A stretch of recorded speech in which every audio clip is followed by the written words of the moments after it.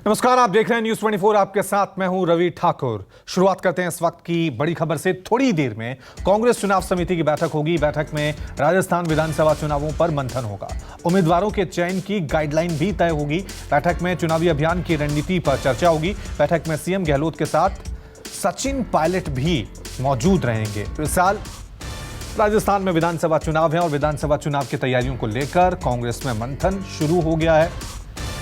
चलिए इस खबर पे और ज्यादा अपडेट के लिए सीधा रुक करते हैं मेरे सहयोगी केजे श्रीवास्तव का। श्रीवास्तव, जरा बताएं इस मीटिंग को लेकर क्या अपडेट्स आपके पास आई हैं?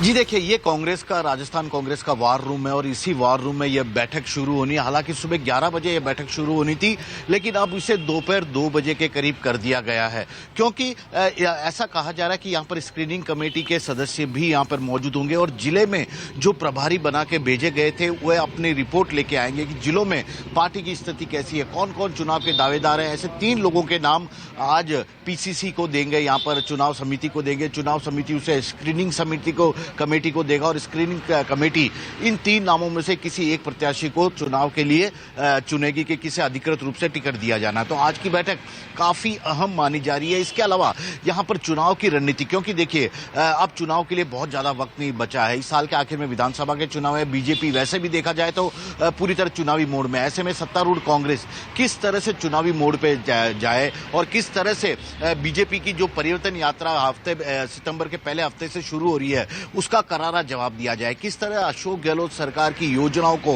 जनता के बीच बेहतर तरीके से ले जाया जाए, उसका फीडबैक क्या मिल रहा है, इस तरह की तमाम बातों को आज इस चुनाव समिति की बैठक में डिस्कस किया जाएगा। यानी कि एक रोड मैप तैयार कर दिया जाएगा पार्टी हाईकमान को भी और जो जिले के कार्यकर्ता हैं, नेता हैं, उन्हें भी, कि क्या अब आपको चुनाव के लिए किस तरह से आगे काम करना है। लेकिन अहम है चुनाव स्क्रीनिंग कमेटी के सदस्यों का यहां आना, और क्योंकि उनके पास आज 3 नामों की सूची जारी कर दी जाएगी। कांग्रेस ने पहले ही कह दिया है कि इस बार वह चुनाव के 2 महीने पहले प्रत्याशियों की अधिकृत सूची जारी कर देगी। तो अपने आप में बहुत अहम मानी जा रही है इस बैठक को।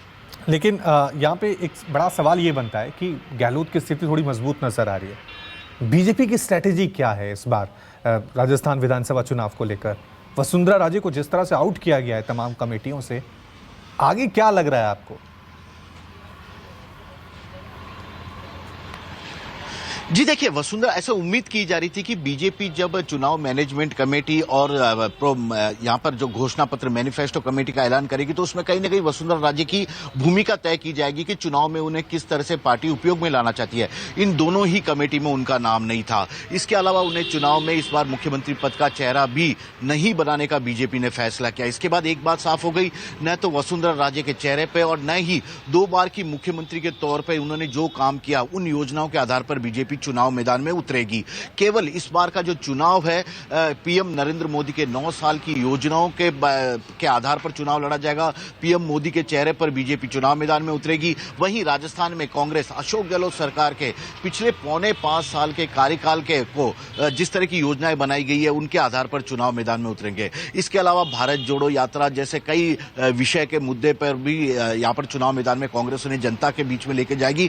तो चुनाव इस बार मोदी वर्सेस अशोक गहलोत सरकार की योजनाओं के बीच में ही होता नजर आ रहा है, क्योंकि बाकी सभी मुद्दे जरूर चुनाव में उठेंगे, लेकिन इन मुद्दों के हावी रहने की काफी संभावना है कि कौन किसने जनता के लिए किस तरह के बड़ी योजनाएं बनाई, कितना लाभ जनता को उससे मिला। ठीक है, शुक्रिया श्रीवास्तव तमाम जानकारी।